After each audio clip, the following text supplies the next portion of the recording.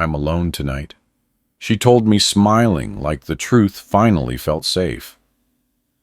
But someone turned off the lights behind her before she finished breathing the lie. I didn't move, because the darkness didn't come from the hallway. It came from the look on her face when she realized I heard him whisper my name. Before we go deeper, hit subscribe for me. These true marriage stories survive because of people like you. And drop a comment telling me where you're watching from. I read them all. The moment she said, "I'm alone tonight," something in her voice felt rehearsed. Too soft. Too careful. Like she was speaking to a version of me she hoped still existed. I remember staring at her reflection in the kitchen window. Warm, gold light framed her face. But her eyes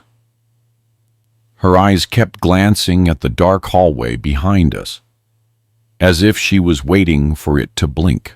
It wasn't jealousy. It wasn't paranoia. It was instinct. Old, tired instinct. The kind you only develop after surviving 9 nights of small lies, pretending to be kindness. "I'm alone tonight," she repeated, pouring herself a glass of water that she didn't drink. The glass shook barely, just enough for a man who'd lived with her for 22 years to notice. I didn't answer. I just watched the water settle.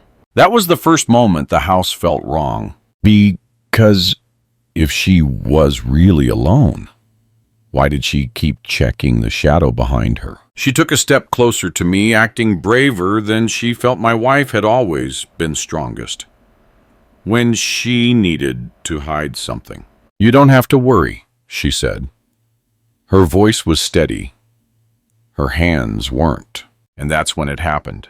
Not a loud sound, not a door slam, just a click, a simple, deliberate click of a light switch. The hallway behind her went black, not dim, not flickered, black, like someone was standing in the shadows and didn't want to be seen. Her shoulders froze, just for half a breath, but long enough for me to see it, the fear she wasn't fast enough to swallow. She turned her head slowly, like she didn't want the darkness to see her look. Her lips parted as if she wanted to say something. Maybe, "John, it's nothing." Maybe, "Don't look," maybe. He didn't mean to do that. But her voice never made it out. Instead, the darkness breathed first. Footsteps up my sword, not hurried, not guilty. Footsteps of someone who thought they belonged there. My chest tightened. Not with anger, not even with heartbreak. With something quieter, something colder. Recognition. Because I'd heard those footsteps before, 3 nights ago, behind the pantry door, when she told me she was just cleaning.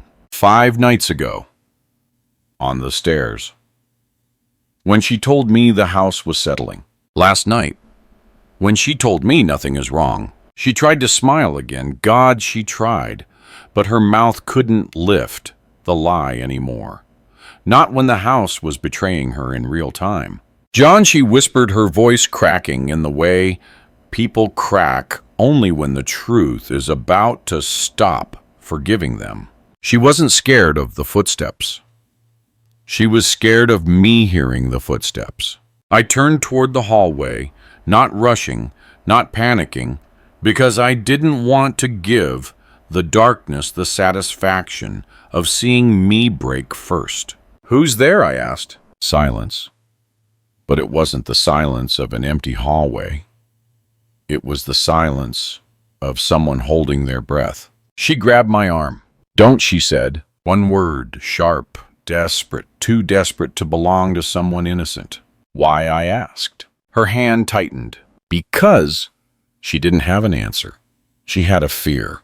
The same fear she'd had the night her phone lit up with a message she hid behind her palm. The same fear she had when she asked if she could sleep in our son's room tonight, just to feel less lonely.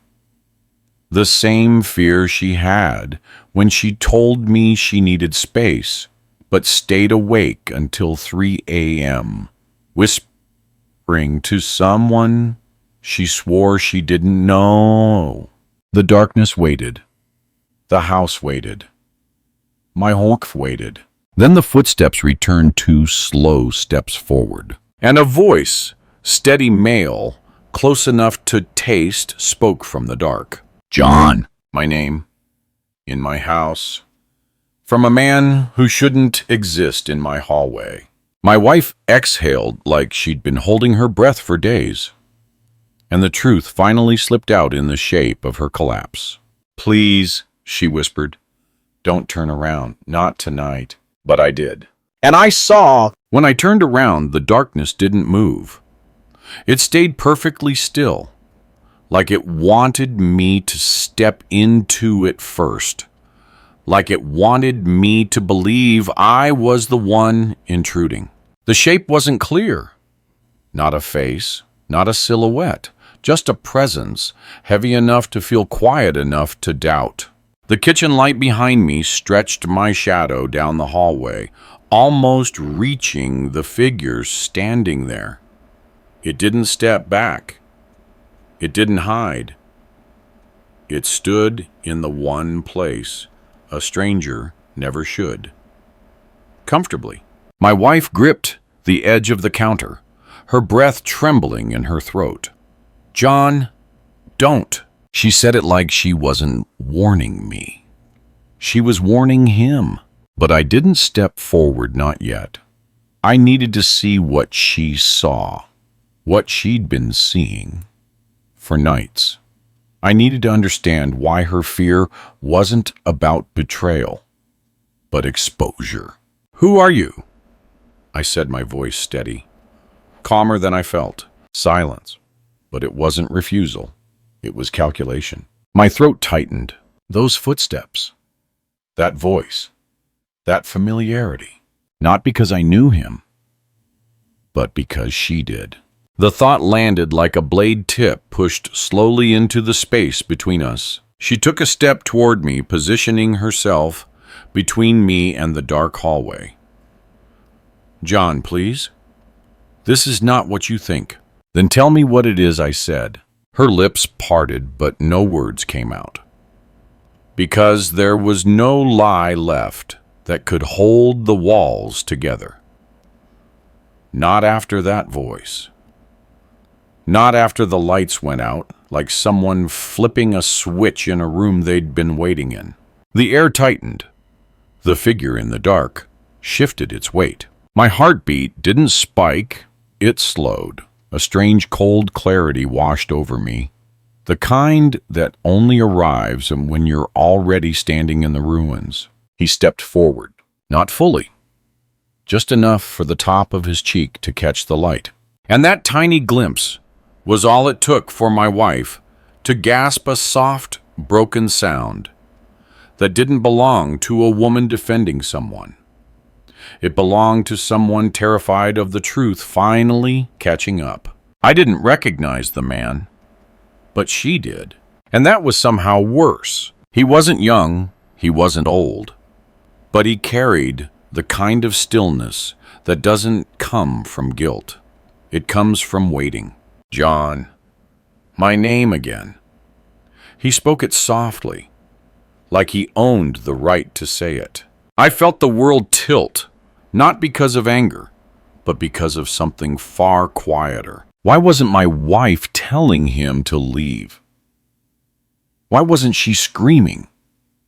Why wasn't she afraid of him? No, she was afraid, but not of him. Afraid of what I would do when everything came into focus. The man stepped 1 inch closer, and the outline of his jaw touched the gold spill of kitchen light. My wife jerked forward, blocking my line of sight. She pressed both hands against my chest. Please, she whispered, just listen to me before you do anything. That word anything hung in the air like a judgment neither of us agreed to. "What is he doing in our house?" I asked. She swallowed hard. "I can explain." "Then explain." Her voice shook so badly she bit her lip to steady it. "Not here. Not like this. Not with him standing there." The man didn't move. He didn't fill in the silence. He didn't claim innocence. He didn't claim guilt. He simply waited like he knew the story wasn't his to tell. I stepped sideways, trying to look past her, but she mirrored me perfectly, blocking the hallway with her body. Her desperation wasn't romantic. It wasn't protective. It was something darker. It was the desperation of someone trying to stop two truths from colliding. "John, he's not." She choked on the next word. The man finally spoke. Quiet. Controlled. Let her talk. My stomach twisted. He knew her voice. He knew her silence. He knew her fear. "What do you want?" I asked him. His answer was immediate. To finish what she started. Her knees buckled. She caught the counter to stay standing. And the blood drained from her face in a way that only happens when a secret stops obeying. "What does that mean?" I demanded. My wife squeezed her eyes shut, as if she could delay reality with darkness. "John, please." "Not tonight." But the hall light remained off. The figure remained waiting, and the truth remained unfinished. I took her wrist gently, not to hurt her, just to move her aside. "Let me see him." "No." Her voice cracked. "If you see him, everything changes." "Everything already changed," I said. She shook her head violently. "No. Not like this. You don't understand." "Then make me understand." She looked up at me with the kind of expression a person wears only once in their life. The expression of someone about to lose the thing they never meant to break. "John!"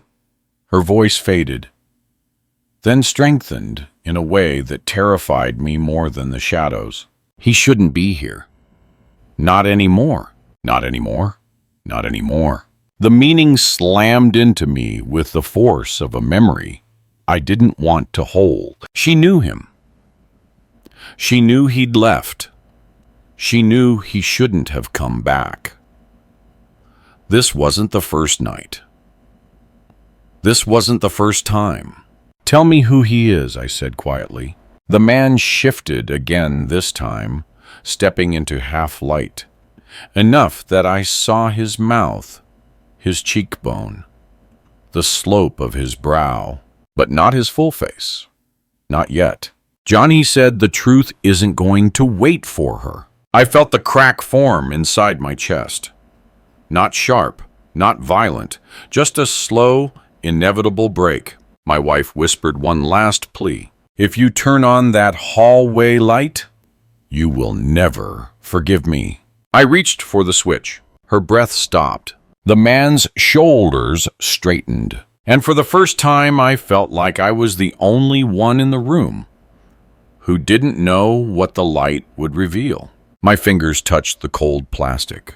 I turned it on, and what I saw, the hallway, exploded into light. Not dramatic, not blinding, just a soft, ordinary glow that somehow felt violent because of what it revealed. He wasn't hiding behind the wall. He wasn't pressed into the corner. He wasn't even trying to shield his face. He was standing right there, in the open, like the house belonged to him too. My wife stumbled backward when the lights came on, as if the truth had weight, and she wasn't strong enough to carry it. Her hand covered her mouth, not to hide guilt, but shock. The kind of shock that comes from watching a secret outgrow your ability to control it. The man didn't flinch. He raised his eyes slowly, not with arrogance, not with fear, with something worse, recognition. Of me, of the moment, of the collision we were about to have. But even with the hallway bright and unforgiving, his face wasn't fully visible. A shadow from the staircase cut across him like a curtain showing only half a man and half a truth. It was the half-truth that scared me. My wife whispered, "No, no, you shouldn't be here like this." Her voice cracked and folded into itself as if she were arguing with fate.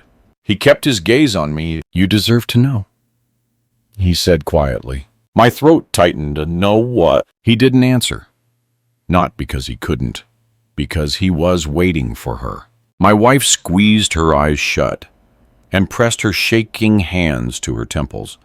"John, I tried. I swear I tried to tell you, but I didn't know how." How I said, my voice low, steady. "Tell me now." She took a breath, shallow, trembling, fragile. "He's not."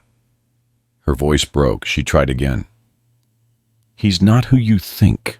"Then who is he?" Her silence was soft, but it felt like a blade. The man shifted into the light a little more. Not fully, just a fraction. Enough for me to see the tension in his jaw, the grief in his mouth, the weight behind his eyes. They weren't the eyes of a lover. They weren't the eyes of a stranger. They were the eyes of someone carrying a truth I wasn't prepared for. "I came because it's time," he said. My wife swallowed hard. "Please don't do this here. Not in this house. Not in front of him." "Do what?" I demanded. Neither answered. And that silence, shared between them, hurt more than anything they could have said. Because silence means unity. Silence means history. Silence means they've had this conversation before. My chest tightened. "How long has he—" "John, stop," she whispered sharply, tears threatening.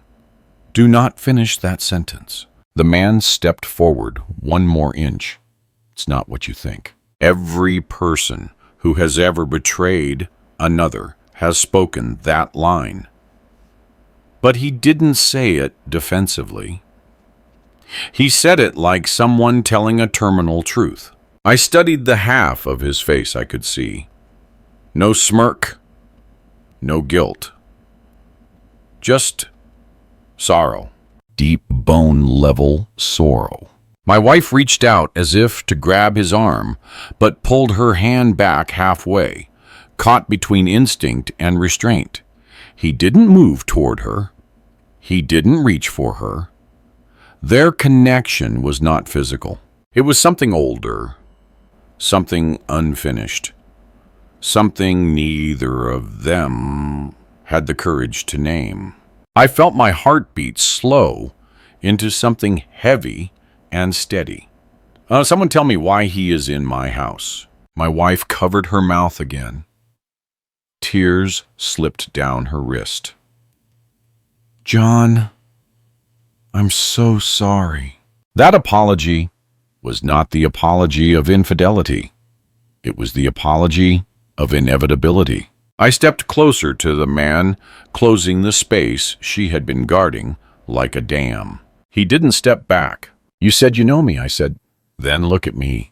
He lifted his head fully, still, half in shadow, but the part of his face I saw sent a cold electric jolt straight through me. There was something familiar.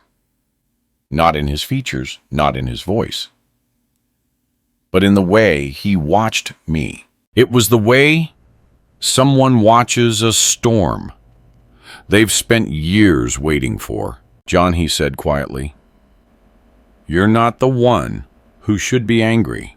My breath froze mid-chest. "What does that mean?" I asked. He glanced at her. She collapsed against the wall, sliding down to her knees, shaking uncontrollably. "Don't say it," she begged. "Not like this, please." The man exhaled slowly, the kind of exhale a person releases when they're about to walk through a door they swore they'd never open. "You deserve the truth," he told me. My wife sobbed into her hands. Please, please stop. I stepped beside her, my shadow merging with hers on the floor. Tell me. She shook her head violently. No. No, John, you don't understand. You don't remember. Remember. The word hit me like a strike. What am I supposed to remember? I asked. Her eyes shot up, wide, terrified, not of him, not of me, but of something else, something buried. The man spoke softly. The night the ambulance came, my entire body went cold. My wife's wail escaped her mouth before she could stop it. Don't, please. Don't bring that night into this. What ambulance? I asked, the room spinning with a slow, nauseating tilt. Neither answered immediately. Because now, it wasn't a question for either of them. It was a question for me. A memory flickered at the edge of my mind. Blurred lights, distant voices, my wife's hands shaking, someone calling my name from far away. And then nothing. A blackout. A gap. A missing piece of a night I had forced myself not to revisit. The man watched me, waiting for the moment the puzzle clicked. I felt my pulse in my throat. Who are you? I whispered. He stepped forward out of the shadow, and for the first time I saw his full face. My wife screamed. I staggered back, because the face looking at me was his face. God, his face. When he stepped fully into the light, it felt like the entire hallway shrank, like the walls inhaled and stopped between breaths, waiting for me to break before they did. My first instinct wasn't anger. It wasn't shock. It wasn't even betrayal. It was disorientation, because the face staring back at me didn't belong to a stranger sneaking through my home. It belonged to a man who looked at me like he had already mourned me once. A jaw tightened by restraint. Eyes that held something warmer than fear, colder than regret. A heaviness in the mouth, like every word he wanted to speak had teeth. He looked at me like someone returning to a story they didn't want to re-enter. My wife clutched the baseboard, her body trembling, as if seeing his full face had pulled the floor out from under her. John, she whispered, barely audible, please don't do this to yourself. To myself, I repeated, my voice low. He's in our house. He didn't step back. He didn't apologize. He didn't look away. Instead, he said something that made every hair on my arms rise. I'm not here because I want to be. A beat. I'm here because you were supposed to know. Before this became worse. Worse. The word hit deeper than it should have. I swallowed hard. Start talking. My wife lunged forward, on her knees, grabbing my shirt. No, John, please, you're not ready. I stared down at her, my wife of 22 years crying on the hallway floor, like she had already lived this moment and failed to survive it the first time. What am I not ready for? I asked. Her fingers tightened around the fabric, wrinkling it, like she needed something to hold on to in this storm. You don't remember that night. Not everything. And if you try to connect it, now you'll... The man interrupted quietly. He deserves the truth, even if it breaks him. She whipped toward him, with a desperation I had never seen. Not even during our worst fights. Not even when life hit us from angles we couldn't defend. Don't say that, she shouted. Her voice echoed raw, torn open. He just closed his eyes for a moment, as if preparing for pain he'd anticipated for a long time. I stepped closer to him, 2 slow steps that made the house feel smaller. Tell me who you are. He lifted his gaze to mine. You've seen my face before. The room tilted. My breath hitched in my throat as a flicker of memory, just a sliver, flashed like a broken film reel. Something about emergency lights. Something about, my wife screaming my name outside an ambulance. A glimpse. Just a glimpse of someone leaning over me, gripping my shoulder, telling me to stay with us. My jaw clenched. Were you there that night? He nodded once. Yes. I felt something sharp twist in my chest. And I'm supposed to remember you. No, he said softly. You were unconscious. His voice wasn't cold. It wasn't gentle. It was final. My wife covered her ears, like the words physically hurt her. Stop, she cried. Stop dragging that night back. He survived. We moved on. This she gestured toward him. With a broken hand, was never supposed to touch our life again. He looked at her, then not the way a lover would, not the way a threat would, but with the exhausted compassion of someone who's been carrying a secret far too long. You moved on, he said, quietly. But he didn't. My chest froze. He who I asked, the man, didn't respond. Not immediately. He just stared at me, really stared as if waiting for the exact second the puzzle piece slid into place. But my mind rejected it. It recoiled. It refused. My wife who had to be violently, please, please, please, don't say it. Don't make him reopen that wound. John, you don't remember what you lost. You barely survived losing it the first time. Lost. I felt the words slam against the walls of my ribs. What did I lose? I asked. Neither answered. And that silence, their shared silence, was a blade. A blade with memory on one side and dread on the other. The man finally exhaled. I'm here because there's something you left behind that night. Something that has followed both of you every day since. My stomach lurched. What I demanded. What did I leave behind? He stepped closer, not threatening but unbearably heavy, until he was an arm's length away. You, he said, left a part of yourself. The hallway felt like it was tipping forward. What part? My voice cracked. He didn't blink. A part you thought died in that ambulance. My wife let out a strangled sob. And that's when I saw it not in the man's face, but in hers. Guilt, fear, recognition, and something colder. A dread she had been living with long before tonight. I looked back at him. Who are you? My voice wasn't anger anymore. It was terror. So you did. He opened his mouth. And just as the first syllable formed, a sound cut through the house. Not footsteps, not a door, a voice, a soft, wavering voice from the end of the hallway. Dad. My entire body turned to ice. My wife collapsed. The man froze. The hallway stretched into a tunnel of dread. I turned toward the source of the voice, and standing there, small trembling eyes wide, like he'd stepped out of a memory I'd buried, was a boy. A boy with my eyes. But he wasn't my son, and he wasn't a stranger. He couldn't have been more than 11.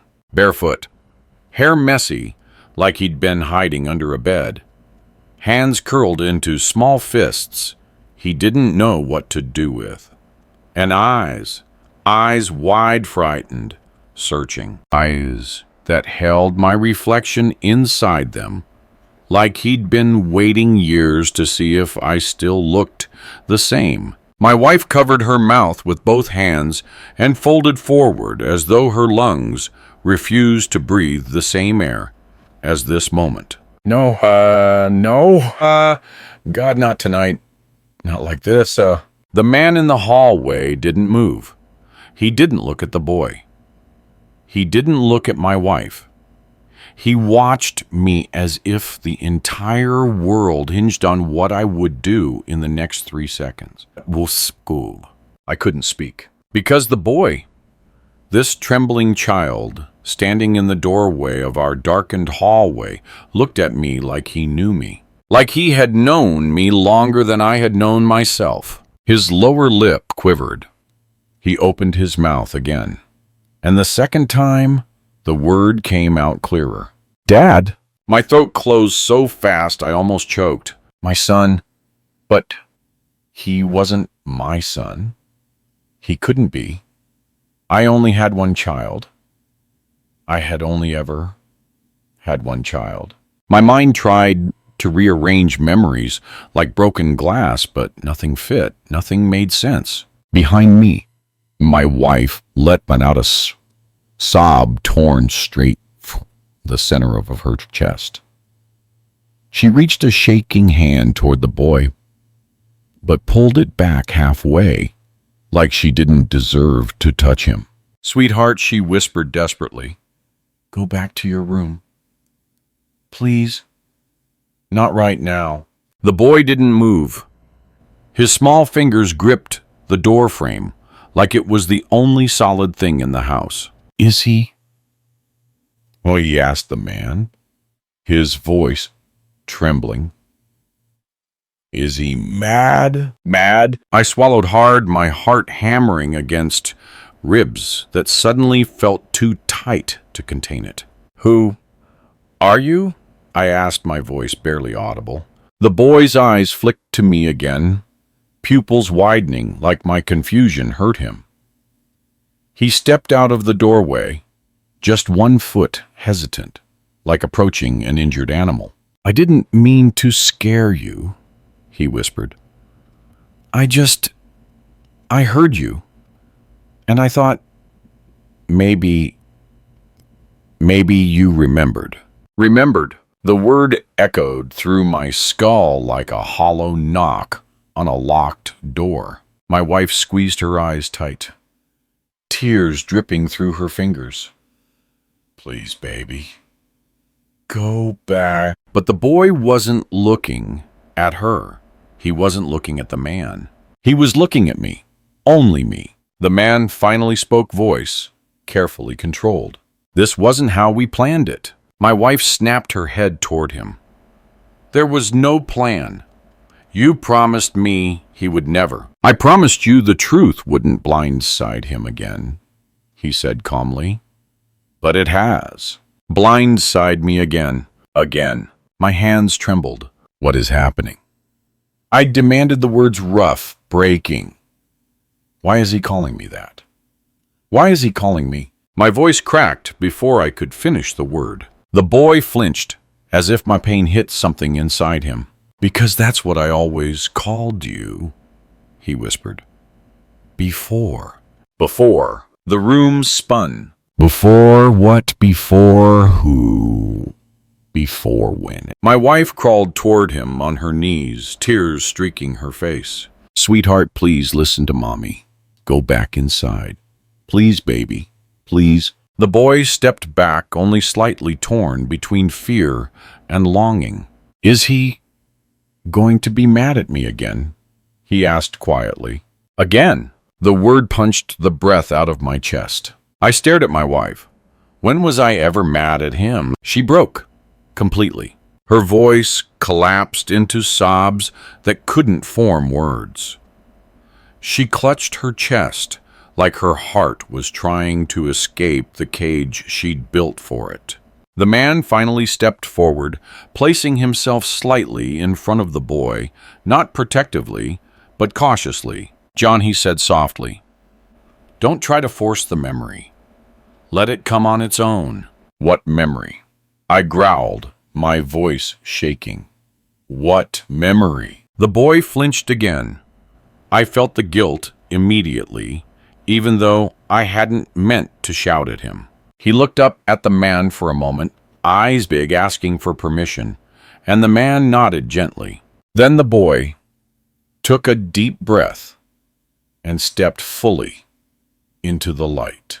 And when I saw him properly, my heart stopped. His face, His nose, his eyes, the tilt of his head. The exact way he bit the corner of his lower lip when he was scared. I had seen that expression before, not on him, on myself. In pictures of me at that age. Photos my mother kept in an old wooden drawer. Photos my wife used to laugh at. The resemblance was unmistakable, immovable, undeniable. The boy looked like me, too much like me, like something carved out of a chapter of my life I had forgotten existed. "No," I whispered, voice hollow. This doesn't make sense." "It does," the man said quietly. "Just not to you, not yet." My wife sank to the floor, shaking so hard she looked like she might break apart. "I tried to tell you," she cried. "I tried so many times, but you were finally getting better. You were finally yourself again. I couldn't rip you open all over. Tell me what," I demanded. She pressed her forehead to the floor. "That you didn't lose everything that night. A beat. You only thought you did." The boy stepped closer to me slowly, hesitantly, like approaching an open flame. "Dad, do you remember me now?" he whispered. My chest seized, because inside the deepest part of my mind, inside the buried, locked-away corner I had kept sealed for 12 long years, something cracked. And through that crack, a voice, a small voice, calling from a memory I had forced myself to forget. "Daddy." I staggered backward, grabbing the wall. My vision blurred, my breath stuttered, my body went cold as ice. Because I remembered something, not everything, not clearly, not fully, but enough. A hospital hallway, a small body, machines screaming. My wife's hands covered in tears. A doctor shaking his head. And me, breaking completely. My wife sobbed, louder, hearing my breath change. The man closed his eyes. The boy whispered this question again. Barely audible, barely surviving. "Do you remember, well, when you left me?" I froze. The truth was coming, but I wasn't ready. The house felt too small for the truth it held. The lights buzzed arcly above us, a low, trembling hum that seemed to shake the air between my ribs. My back was pressed against the wall, fingers numb, breath hollow, like my lungs weren't ready to let the truth in. The boy stood just a few feet away, staring at me with eyes that knew me better than I knew myself. "Dad," he who whispered, barely breathing the word. "Don't you remember, please? Try." My wife's body curled tighter on the floor, as if her bones were bracing for an impact she'd been predicting for years. The man stepped slightly in front of the boy, not blocking him, but cushioning him from the storm he knew was coming. I swallowed, but the air felt like glass. My throat burned. "I don't know how to answer you." The boy's shoulders fell, not dramatically, not theatrically, just quietly, like he'd already learned the skill of breaking without making a sound. "You forgot me," he said, not with accusation, with heartbreak. My wife cried harder, her palms flat on the hardwood, as if she were trying to anchor herself to something that wouldn't move. "Sweetheart," she sobbed, "he didn't forget you. He forgot that night. He forgot because he couldn't survive if he remembered." I stared at her. "Survive what?" She lifted her head slowly, hair plastered to her cheeks, eyes red and swollen. "Losing him," she whispered. The words struck something deep inside my chest. Something old, something fragile, something I thought I had buried so completely nothing could reach it again. "I didn't." My voice cracked. I didn't lose a child. I would know if I... My sentence broke off because something inside me twisted violently, like a locked door rattling in the wind, straining against the bolt. The man looked at me with a sadness that didn't belong to a stranger. "You didn't lose him," he said softly. "You lost the memory of losing him." I shook my head hard, trying to shake the words away, but the boy flinched at my motion, and guilt ripped through me. I looked at him. "I don't remember you." He nodded slowly, like he had heard that 1,000 times in his dreams. "It's okay," the boy whispered. "Mom said you might not." My wife crawled toward him, grabbing his small shoulders. "No," she choked. "This is not okay. You deserved a father who remembered you. He deserved a chance to know you without fear." Fear. Why did she keep using that word? I crouched lower without meaning to, staring at the boy, like the answer might be written on his skin. "How?" My voice was shaking. "How old were you? The night the ambulance." My wife squeezed her eyes shut. "You were 8, the boy answered softly. 8! My chest tightened so sharply I thought my ribs would splinter. 8 years old. A child with my eyes. A child who... "No," I whispered. "That can't be. I only had one child. We only had one. We had..." My wife didn't lift her head. "We had 2. The floor slipped under me. I reached for the wall. The whole world spun like it had let go of gravity. 2. I had 2 children. A memory cracked open, sharp, blinding. A flash of a boy running through a backyard bathed in afternoon sun laughter, filling the air. A second flash, a hospital room too white, too cold. A third, me screaming into a pillow, soundless, shaking so hard the bed frame hit the wall. And then darkness. A door slamming shut in my mind. A lock turning. My voice trembled. If I had another son, why don't I remember? Why don't I... "Because you couldn't," my wife whispered. And then with a breath that shattered her, "You lost him, John. And you broke completely.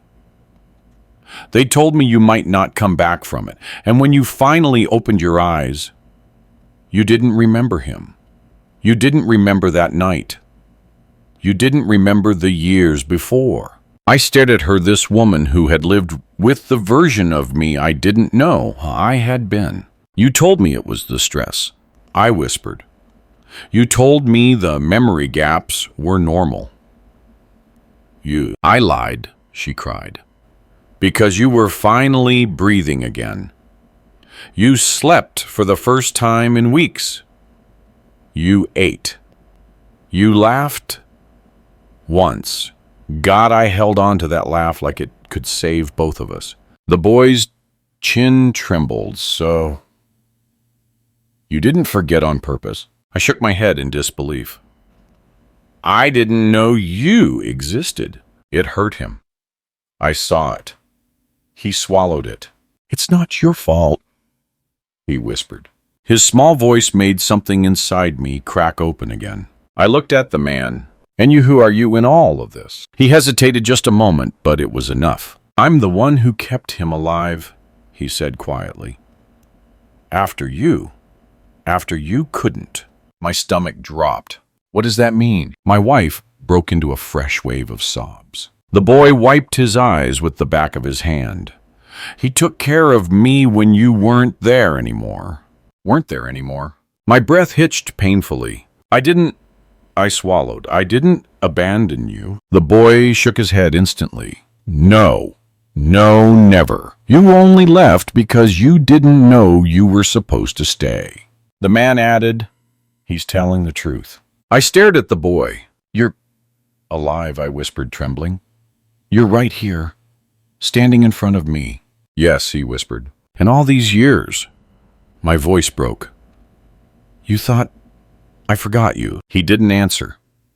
He didn't need to. His silence was a confession. My knees gave out, and I slid down the wall until I was sitting on the floor facing him. He looked at me like he wanted to come closer, but wasn't sure if he was allowed. And for the first time in all the confusion, all the pain, all the terror, one simple instinct rose above everything else. I opened my arms. He hesitated just a second, and then ran into me so fast I almost lost my balance. His small arms wrapped around my neck, clinging like he'd been holding this hug inside him for years. My wife's sob collapsed into her hands. The man looked away to give us space. I held the boy tightly, trembling, not knowing what part of me was breaking and what part was healing. Dad, he whispered, voice muffled against my shoulder. I missed you.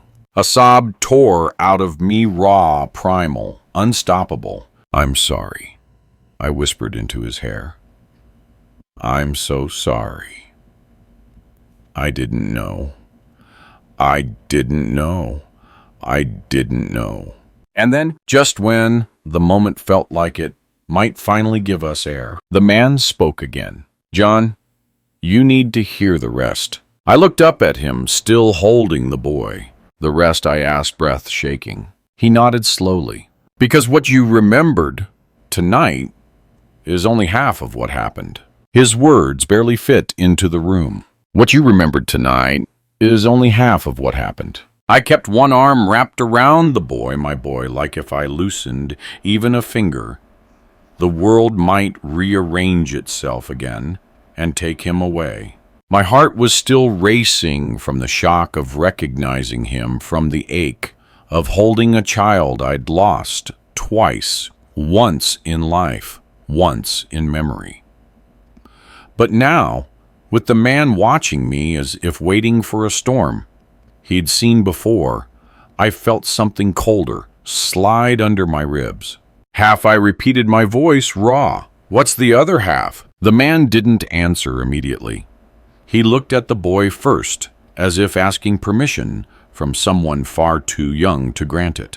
The boy loosened his hug just enough to turn his head toward him. It's okay, he whispered. He needs to know the truth. My wife sobbed into her hands. Not the kind of sob that begged for mercy. The kind that begged time to stop moving. The kind that begged fate to reconsider. The man exhaled slow and steady. John, he said gently, you didn't just lose him that night. The hallway seemed to tilt the light above, flickering in the edges of my vision. I lost myself, I said quietly. You said that. You said. I shut down. No, the man interrupted softly. You didn't lose yourself. His voice lowered into something that felt like a confession. You lost someone else. A chill spread through my chest like spilled ice water. Someone else. The words tasted foreign in my mouth. My wife lifted her head, eyes red and swollen. No, don't do this, she whispered. Please don't take him into that night again. I stared at her. Take me back. What else happened that night? I demanded. What could be worse than losing me? Her face twisted with a kind of pain I'd never seen before. Pain that didn't belong to tonight or even this year. Pain that had lived inside her quietly, relentlessly for more than a decade. You didn't just lose him, she cried. You lost someone on the way to him. My breath caught sharply. On the way. I shook my head. Into the hospital? To the ambulance. Who? The memory hit me, not with clarity, but with force. Blue sirens spinning. Rain hitting glass. A voice shouting my name from the back seat. a dashboard light flickering red, me gripping the steering wheel, and something else, something I couldn't see, couldn't touch, just out of reach, like a shadow I'd run from for years. My palms began to sweat. "What did I do?" I whispered. "Tell me." The man didn't flinch. "You didn't do anything wrong, John." But he didn't sound like he believed that. He sounded like someone trying to soften a blow he knew was coming. My wife lurched toward me, grabbing my arm. "Stop asking," she begged. "You're not ready. You never were. It destroyed you once already." The boy held on to my shirt, his small fingers trembling. "Dad, don't get mad," he whispered. "Mom didn't tell you because she wanted you to stay alive." Alive? My chest tightened. "What happened?" "Wait to the hospital." I repeated, choking. Who did I lose?" The man inhaled slowly, like a person preparing to open a door that led into a fire. "You weren't driving alone," he said. My vision blurred. My breath hitched. I felt the walls closing around me. "I was with him," the boy whispered. "I remember. I was scared. I was crying. You kept telling me to hold on. You said you were going to save me. You didn't see the other car." No. My voice broke. He was the only one in the car. He was... The man cut in softly. "John, look at me." I looked up. His eyes weren't the eyes of a stranger. They weren't even the eyes of someone intruding where he didn't belong. They were the eyes of a man who had carried the weight of my memory on his back for 12 years. "You weren't the one who drove him to the hospital," he said. My heart stopped. "You were unconscious," he continued. "You collapsed next to him. You were found beside the car, bleeding, breathing barely, holding on." My wife shook her head furiously. "Stop it." But he didn't. "You didn't lose control of the car," he said. Then, with a breath that felt like the earth shifting, "Someone else drove." The hallway spun. My ears rang. Someone else. Someone else in the car. Someone I lost. "Who?" I demanded, my voice cracking. The man looked at me, and something inside his gaze broke. Not hardness, not guilt. Grief. Deep, silent grief. "John," he said softly, "it wasn't just your son in that car." My wife screamed, "No, please, stop." He ignored her. He took one step forward. And then he said the words that ripped the air out of the house. "You lost your brother." The world went silent. My lungs froze. My fingers went numb around the boy's shoulders. "What?" My voice fractured in the middle. "My brother." My wife collapsed, completely sobbing, into the hardwood floor. The man closed his eyes in pain. "Yes," he whispered. "You lost your brother that night, too." Everything inside me shattered. But before I could speak, before I could breathe, before I could pull the pieces of myself together, the man opened his eyes again, and the truth in them made my bones turn to ice. "John," he said quietly, "I'm your brother." His words did just break the womb. They broke my body. "I'm your brother." Everything went quiet, not like silence, but like the world itself forgot how to breathe. My arms tightened instinctively around the boy, as if holding him might stop the ground from tilting beneath us. My wife's sobs echoed against the walls. And the man, my brother, stood there, like someone who had already lived this moment once and knew how deeply it would carve into me. My mouth opened, but no sound came out. My brain tried to speak, but memory and shock collided and canceled each other. "Brother?" The word floated through my chest, like something familiar and foreign at the same time. I had a brother. I had a brother. I had... No, this can't. I pressed my palm against my forehead, trying to force clarity into a mind that wasn't built to hold this kind of pain. You're lying, I whispered. It wasn't anger. It was survival. My wife crawled toward me, tears blurring her vision. John, no, he's not. The man didn't move, didn't defend himself, didn't try to prove anything. He only said one sentence. You used to call me little brother when you were angry with me, even though I was older. A crack, a flash. Something in my chest, in my memory, flickered. A porch, a summer. Laughter, a boy chasing another through a yard, teasing. Come on, little brother, you run like an old man. A voice. A familiar voice, his voice. I staggered backward, knocking into the wall. I can't. You can, he said softly. And you will, but not all at once. My wife reached for my hand, her fingers trembling. John, listen to me. You had a brother. He was with you that night. He was driving because you... Stop! My voice ripped out of me before I could stop it. The boy flinched again, and instantly I pulled him closer, protective. My brother lowered his gaze, letting my rage strike the air instead of him. You're telling me, I said through my teeth, that I lost my son and my brother in the same night? My wife sobbed like the question alone had reopened wounds she'd spent a decade stitching closed. Yes, my brother whispered. But that's not the whole truth. I stared at him with a desperation that felt like drowning. Then tell me. Tell me everything. Now. He looked at the boy first. Always the boy.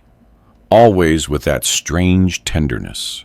Should he hear it? My brother asked quietly. The boy held on to me tighter. I want to, he said. I need to. My brother exhaled slowly, painfully, as if the weight of the next sentence had been crushing him for years. John, he stepped closer. One slow, cautious step, the kind a man takes toward a wounded animal. You didn't lose me that night. My lungs froze. You just lost the memory of losing your son.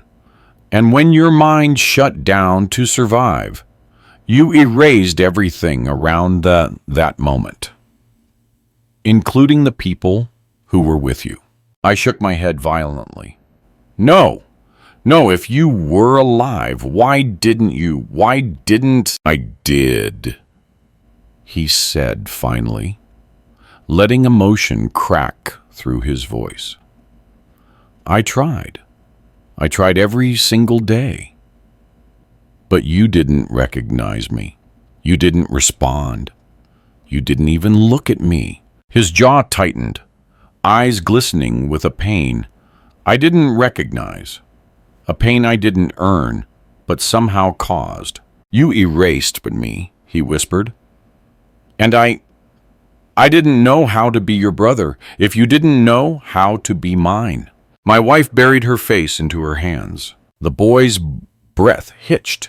My knees trembled. But you were never dead, I whispered, numb.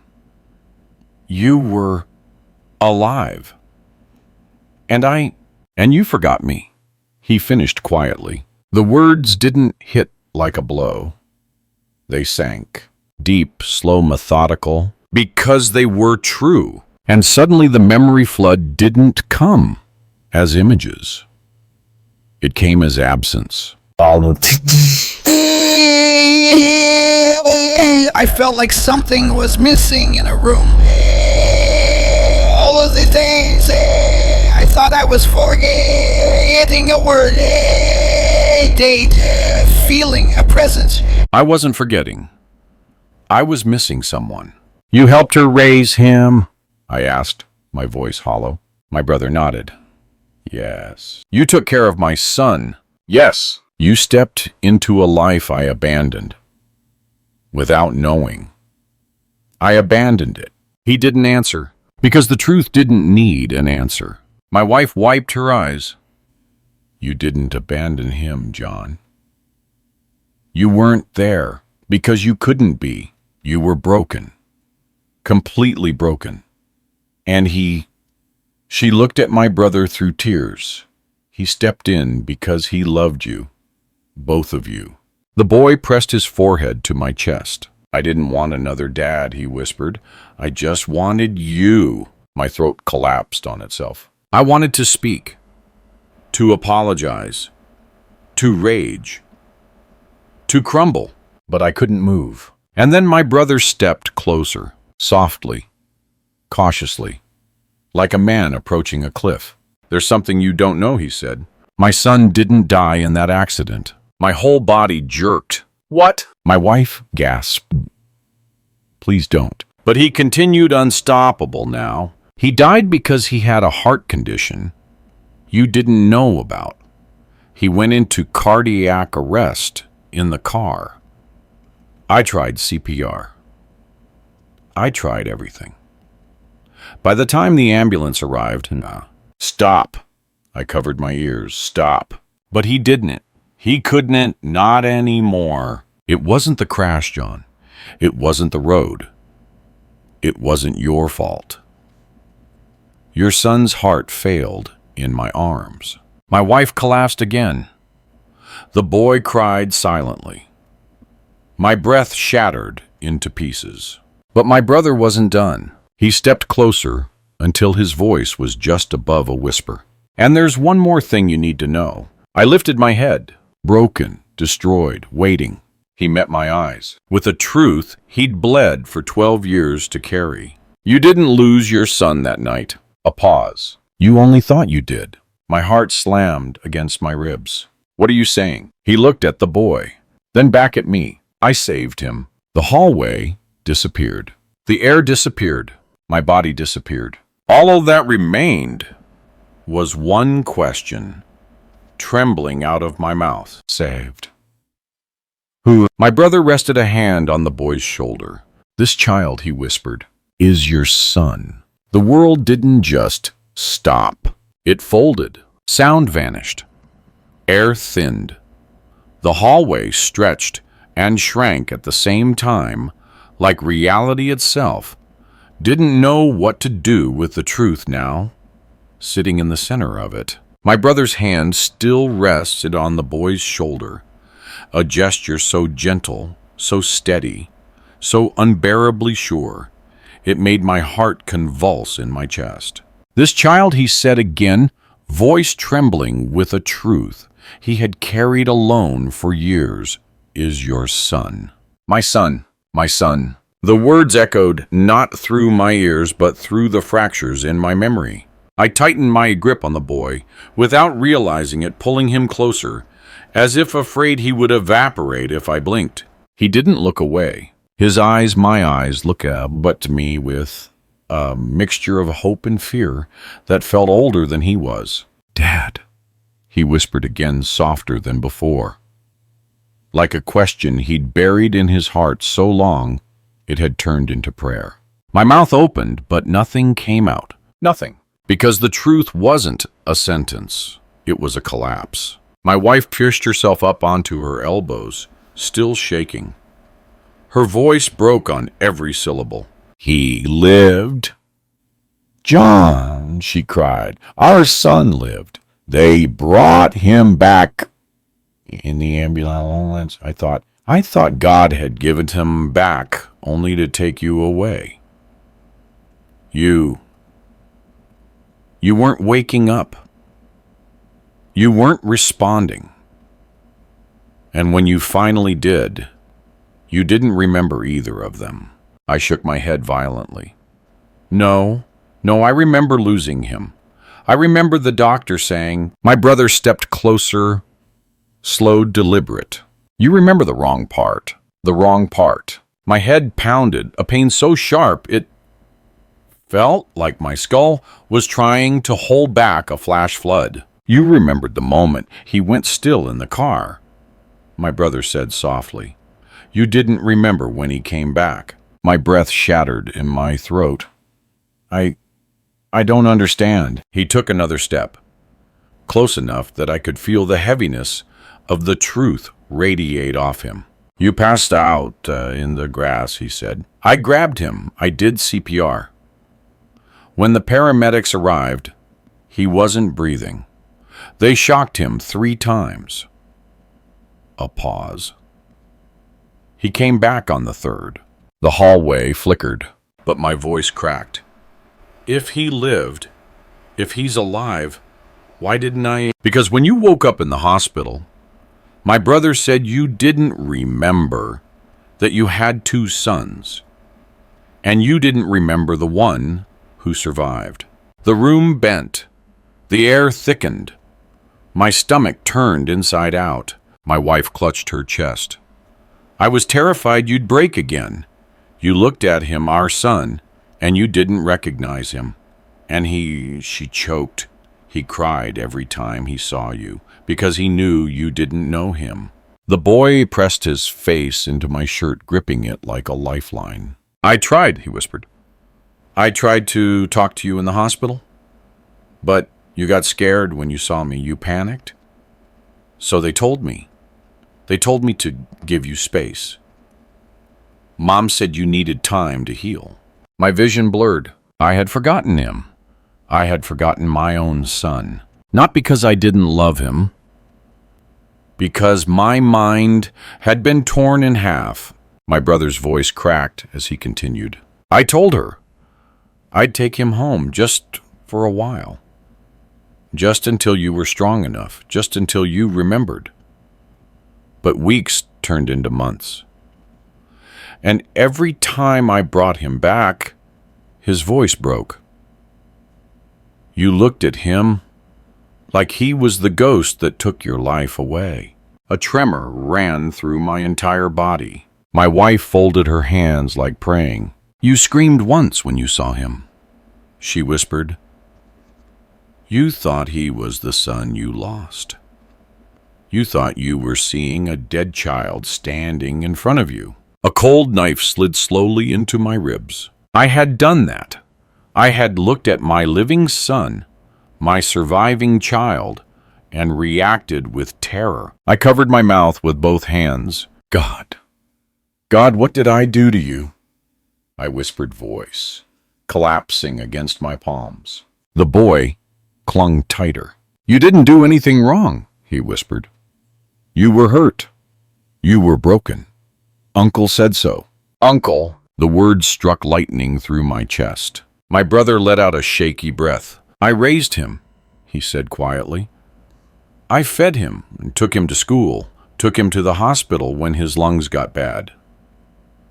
I taught him how to ride a bike, how to read, how to tie his shoes. I did it because I promised you. That night I promised you I'd protect him. And protect you. I stared at him, tears burning hot and blinding. You protected me by letting me forget. He nodded once, and the sadness in that nod destroyed me. You didn't forget because you wanted to, he said. You forgot because remembering would have killed you. My wife sobbed harder. He's telling the truth, John. The boy looked up at me, eyes shimmering. I always wanted to come home, he said. But Mom said you were still healing. Uncle said we had to wait. I waited 12 years. 12 years. 12 years of a child waiting for his father to remember him. A sob ripped from my throat. Not loud, not dramatic, just broken. Completely. I pulled him into my arms again, tighter, desperate-like, trying to reclaim a decade in a single embrace. I'm sorry, I whispered into his hair. I'm sorry. I'm sorry.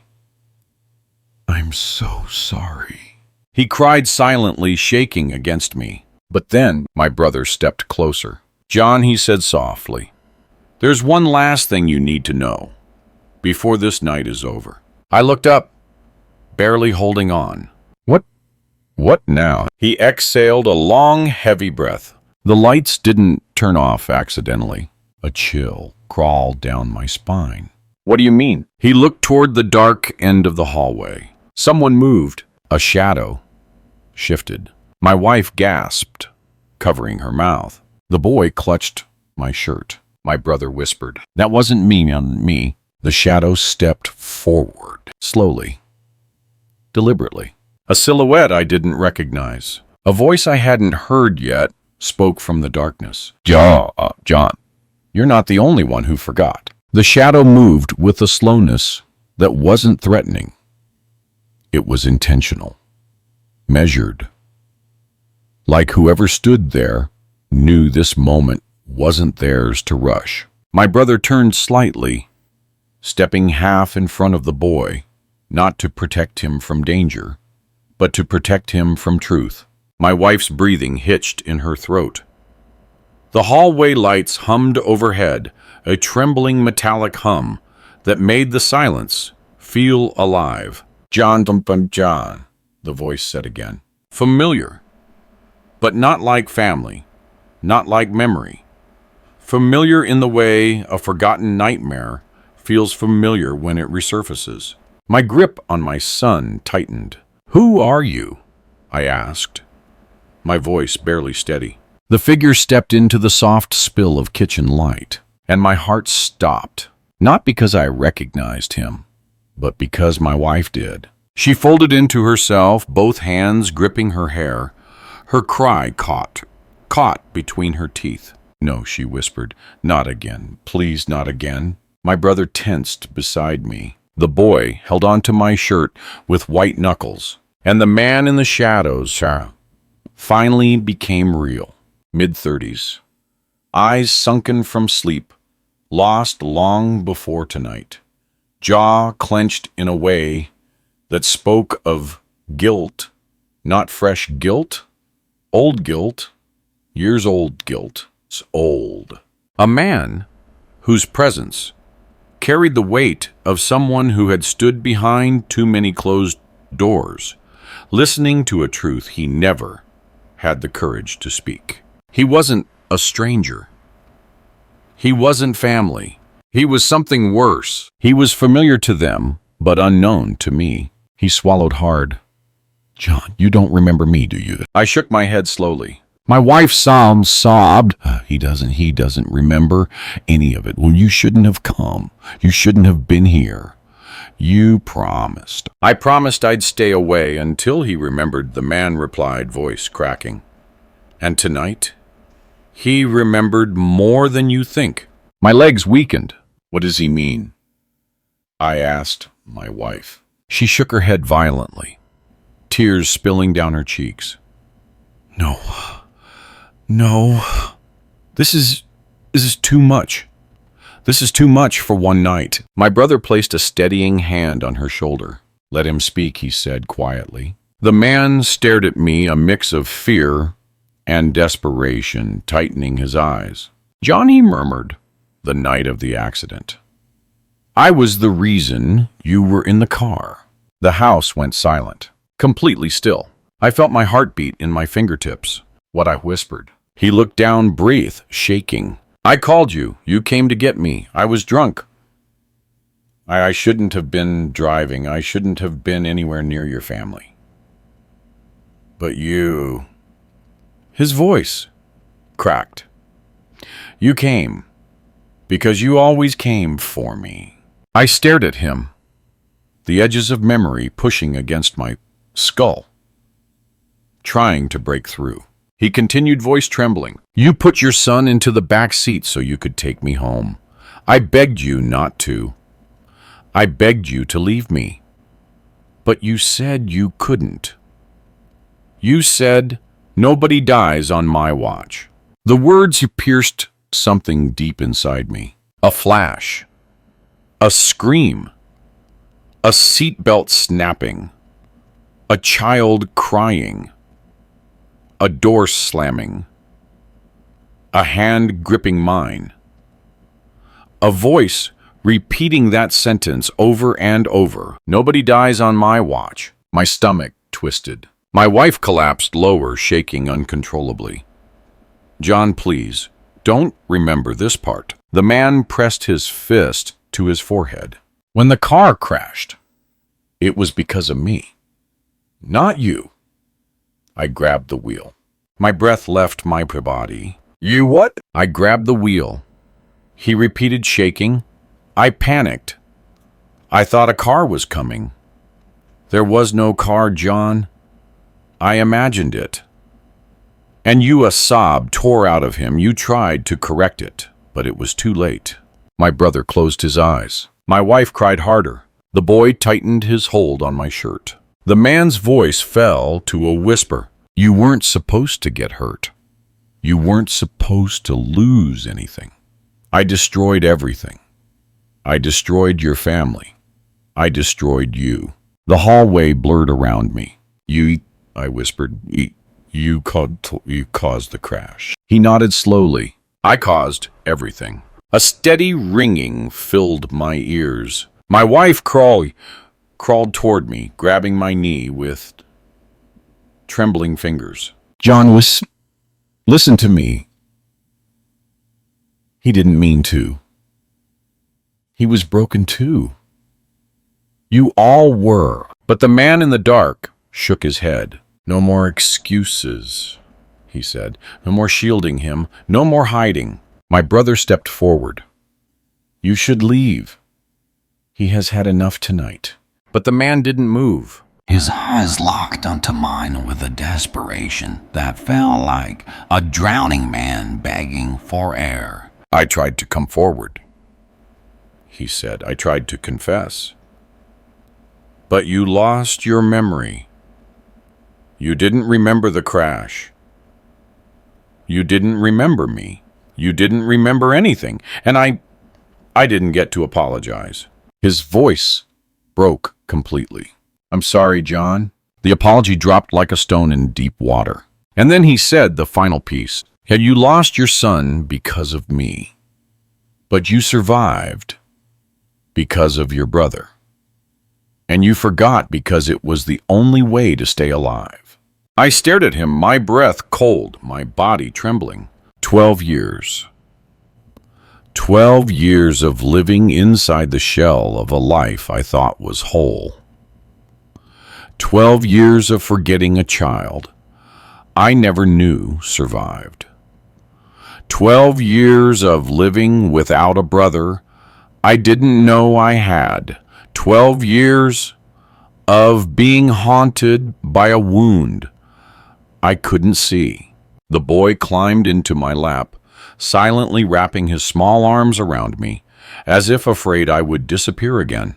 My brother knelt beside us. My wife crawled to my other side, clutching my arm. And the man in the dark stood alone, guilt aging him more than time ever could.